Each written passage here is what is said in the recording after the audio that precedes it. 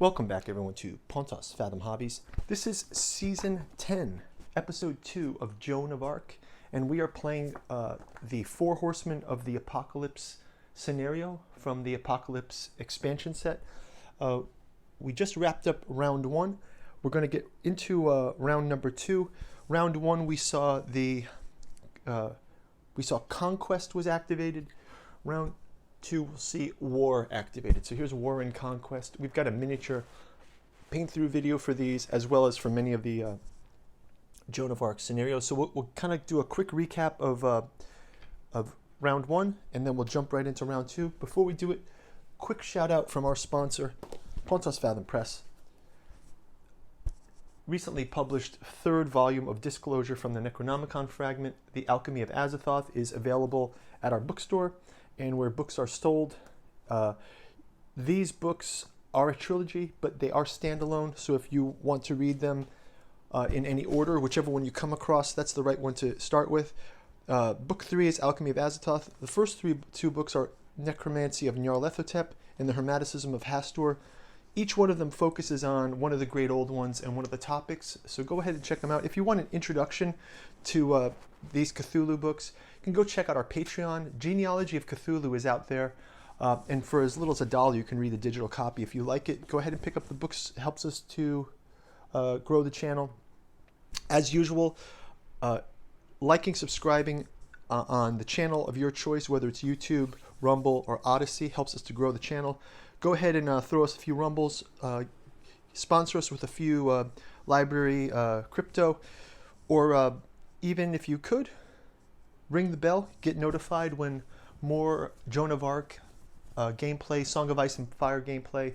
We just wrapped up a Cthulhu Wars game. I'll be doing War of the Rings, some more Conan by Monolith. We did Twilight Imperium, and we'll be doing lots of probably monthly games of Joan of Arc as we make through our way through the catalog. We'll also be doing a Song of Ice and Fire paint through for the Night's Watch, as well as the Night's Watch versus House Stark. So just some things up and coming. Okay, in the recap, we've got Conquest already in motion on the board. Our bowmen were activated, so the bowmen get to put a spike in place. This game's a little different than the normal games because citizens don't have to be activated. They can simply act as players. So I just want to kind of go through all of our citizens' actions to see if there's any special rules. I know that the merchant girl can give us another intrigue, so we'll get that going. And the priest is actually Saint Patrick in this scenario. If we discard a legend card, if you spend 3 experience points. Yeah, so the merchant girl gives us those XP. So yeah, so the peasants are fine. Let's just do a quick check on Conquest was already in play.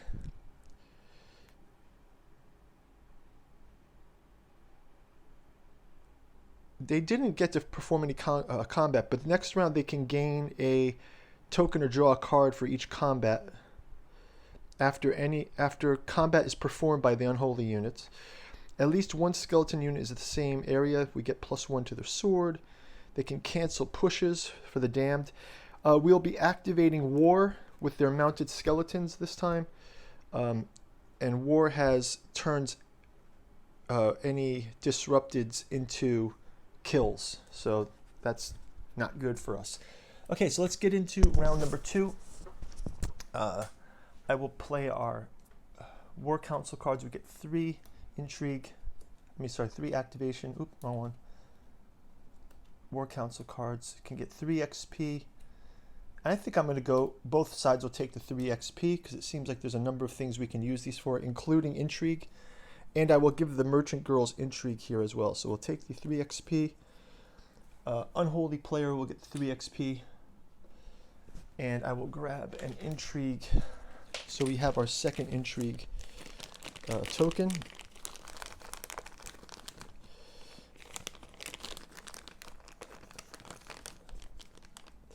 And I think I'm going to go ahead.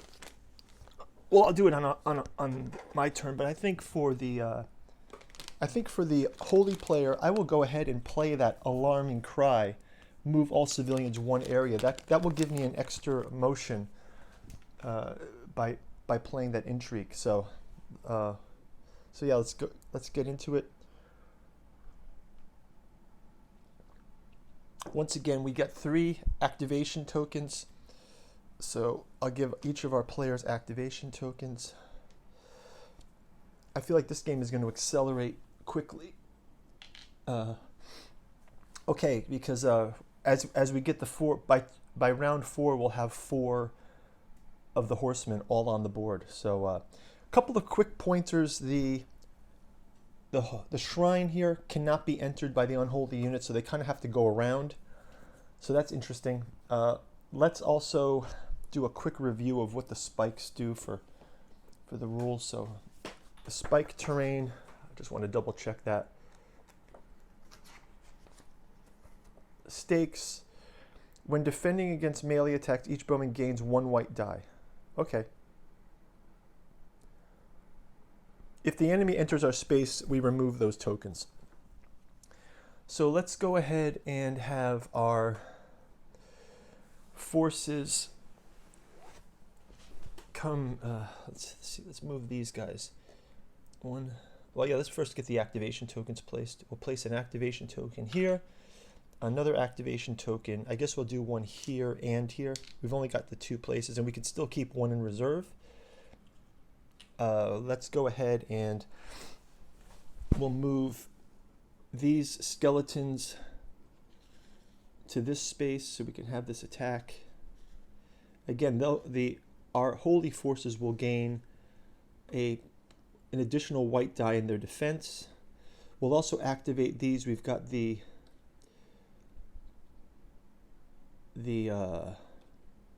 damned, as well as this token, and we'll move our skeletons who were retreated last round. So everyone's moving into this space.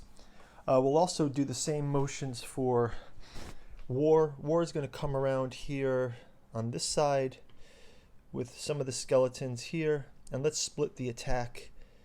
We'll send 2 skeletons around the other side as well. So these will come on this side.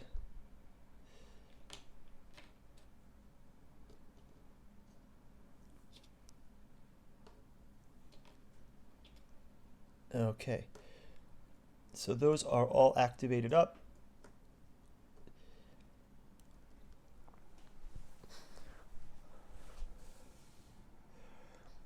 So, okay, so let's go ahead and do our... Let's check out the let's just check out the intrigue for the unholy player. It says, for 1 intrigue, it says, Born Rider, move an allied cavalry unit 2 areas. Okay. Backstab: when attacking an enemy unit suffering a push result is destroyed. 4 Horseman Ryan, move death, famine, conquest, and war 1 area. Wow. Okay, that'll be cool. I want to try out all of these things. We can use intrigue, or we can use these XP pieces. So we'll go ahead and take care of that.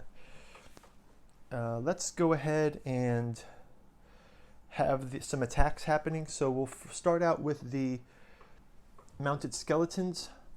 Mounted skeletons can roll a red and a white die. So let's have mounted skeletons versus those sergeants at arms. So yeah, the sergeant at arms that are right there. Mounted skeletons will attack to those guys by the church. They get a white and a red. The sergeant at arms have a defense, a red defense. Okay, so we'll get these. So attack, defend. We get one of our sergeant of arms is going to be sent to the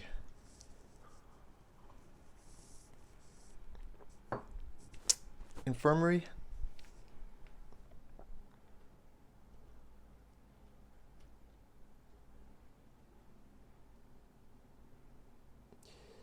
So we'll have our other those are in pairs right there. I believe that that's the right way to do it. So these are in pairs. We'll send these guys here. Oh, they do get an additional white die. So sorry, they do get an additional white die from this. Okay, nothing.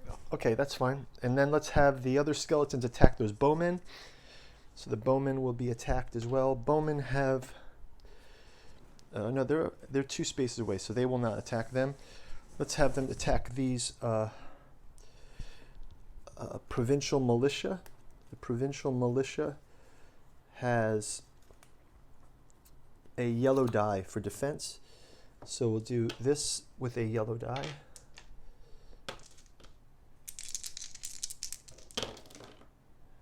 And they also get, they actually get killed. So this provincial militia gone. Okay, so that's going to do it for, those attacks. Let's flip it over to the holy player. Put this mounted skeletons back. Oh, I didn't do the skeletons here. So the skeletons here can attack as well. Let them attack the provincial militia as well. So the skeleton attack will be from Conquest. Skeletal attack is yellow die. They get +1 yellow if another skeleton's in the same region. So that's a 2 yellow dice versus 1 yellow dice for the provincial militia, and then they get a extra 1 because of the spikes. So we'll do the 2 yellow dice first. We get a push and then a push. So these guys will get moved back to here. Another skeleton attack on those sergeants at arms. Sergeants at arms is yellow, will be red and white defense. So they get a 2 yellow again. And we get this attack. A push, but it's blocked by the shield. And again for the other skeleton in that space. Push, push, wounded, wounded. So they get pushed back as well. So these guys will also get pushed back to here. And let's go ahead and have the damned. They roll 2 red.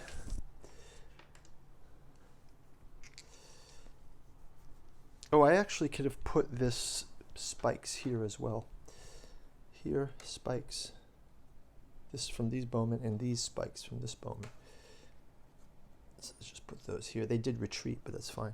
So 2 red versus a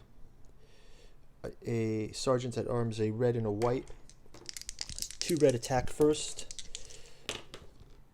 And red and a white. So killed. So these guys are taken out here by the damned. That is powerful. Okay.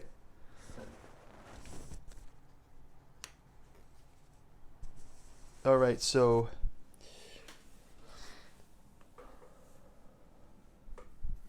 that's going to do it for the unholy player. Let's flip over to the holy player. So I'm going to play this 2 intrigue that says alarming cry, move all citizens 1 area. So I will move the merchant girl, the blacksmith, the soothsayer. I'm going to move this doctor back. I will move this guy in here and this guy here that we can activate them next round. A soothsayer's base came off. I've got some of them based. I don't have enough of those bases for everyone, but okay. And then I'll go ahead and let's move this citizen back as well. I'm going to move them all toward the church. Move them all 1 space. Is that everyone? Yes. Yes. Okay. And then I will go ahead and place. Let's do an attack from these guys, an attack from these guys, and an attack from these guys. All right, so we'll kind of like get this going. We'll get the bowman first firing at the Let's get the bowmen firing at the mounted skeletons. So we've got War's mounted skeletons. We'll have the bowmen attack. Mounted skeletons. For War, they get a defense of a white die. Bowmen have 2 yellow. When attacking, a shield becomes a disrupt. Okay, so let's give them a 2 versus the 1 defense. So we'll have target. That'll be a pair of those as well. So here's the 2. Here's the 1 defense. These get pushed back. Right, so they'll get pushed back. Let's also have the bowmen on the other side. Repeat this with those skeletons. The shield becomes a wound, but they've blocked it. So, blocked. And I've got the Soothsayer on that space. Can he do anything? The Soothsayer, the Bone Setter. During camp phase, re-roll the Doom dice for 2 allied disrupted units. Okay, we can re-roll the Doom dice. Let's keep that at the top so we remember. We can also, I believe we can also have a conversation with them. Let's just see if the Soothsayer has anything special here. So if the Bone Setter, you go up a hill,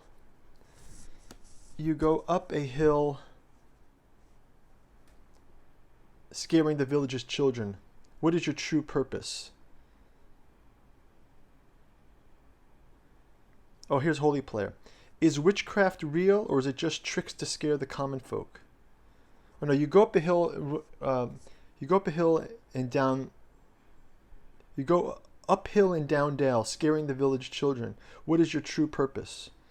Why do you feed so many cats? Do they crawl around? Is witchcraft real? Is it just tricks to scare the common folk? So this Holy Player. So we'll go with D. Let me show you. Of course, I can promise you test. So if a blank roll, I gain 1 order of your choice. Now, else 1 troop is disrupted, yeah, of my choice. So I'll disrupt one of these peasants, put them into the disruption. That's it. Okay, so that was my. These cards stink. That's not good.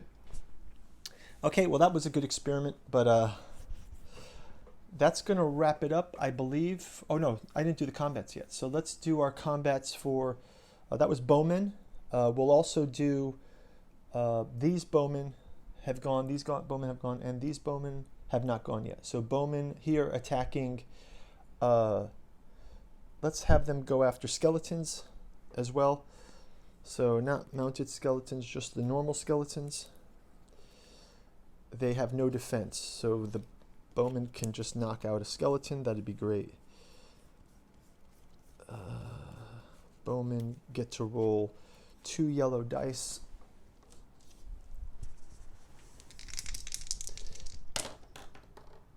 And they get a push. Skeletons get pushed back. And that is going to do it for our turn. So great, guys. We'll advance this to round 3. Next round, another of the 4 horsemen will be on the board. This is going to get messy quick. I believe it's going to really accelerate in the next turn. So thanks for watching, guys. We'll see you in round 3. Take care. Bye-bye.